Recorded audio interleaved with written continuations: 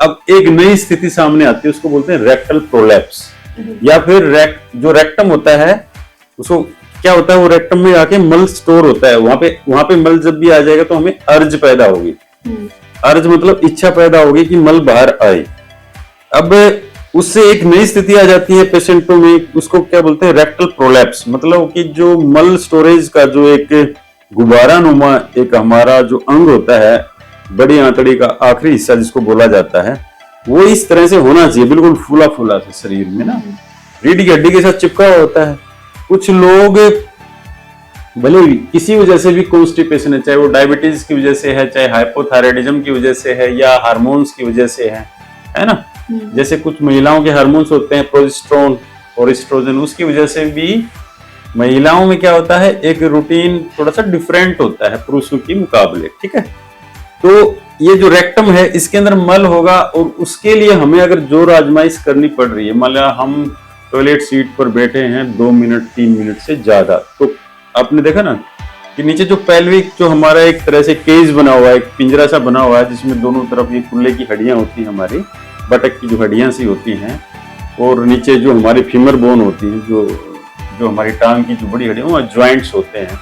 सामने जो हमारे पेशाब की जो थैली होती है, और उसके पीछे ये रेक्टम होता है, या महिला में यूट्रस भी होता है, तो सारी एक ही जगह पर है।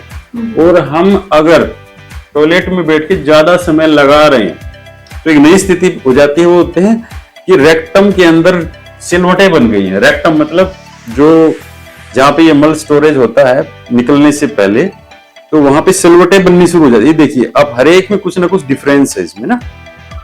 तो ये क्या है, समय के साथ आता है। कॉन्स्टिपेशन है पेशेंट को, है ना, कब्ज है, तो उसकी वजह से वो जोर आजमाइश कर रहा है, जिसकी वजह से क्या है, रेक्टम के अंदर बदलाव आने शुरू हो जाते हैं, सिलवटें आती हैं। इसको बोलते हैं इंटोसिसेप्शन, मतलब कि उसके अंदर सिलवटें आ गई। कई बार मरीज ये बोलेगा जी बिल्कुल ऐसा लगता है जैसे मल नीचे आया हुआ है, गैस की उसको गुड़गुड़ महसूस भी होती है, गैस है, निकलना चाहती है लेकिन निकल नहीं पा रही है, इंटरसेप्शन है। या प्रोलैप्स का एक तरह से बोलोगे प्राथमिक स्टेप्स है, उसके स्टेजेस हैं, है ना।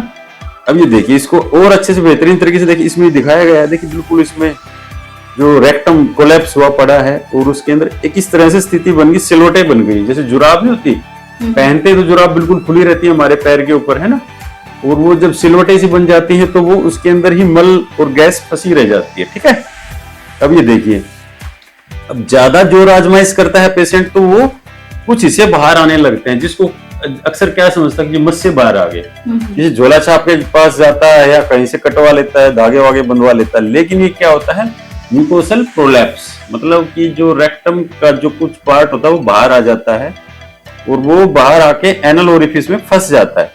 ये देखिए, इसमें देखो फिगर इसमें समझाया गया है, इस तरह से नीचे की तरफ लटक बनी हुई है। कुछ लोग इसी को मस्से समझ लेते हैं, इसी को ही बवासीर समझ लेते हैं, है ना। इसमें छोटा मोटा कोई इन्फेक्शन होता है उसको फिस्टुला समझ लेते हैं। फिर उसमें किसी झोला छाप के पास जाएंगे, और उसके बाद उसमें क्या कराते हैं, कोई धागा बंधवा लेता है, या कोई सुई उसमें इंजेक्शन लगवा लेता है, या फिर क्या करते हैं, कुछ कटवट लगवा लेते हैं। था क्या, उसको रेक्टल प्रोलैप्स। और समय के साथ क्या होगा, वो रेक्टम नीचे की तरफ और बाहर आएगा, जो जो उम्र बढ़ेगी, और फिर लास्ट में बिल्कुल बाहर आने लगता है, और कॉम्प्लिकेशंस होने लगती है तरह तरह की। देखिए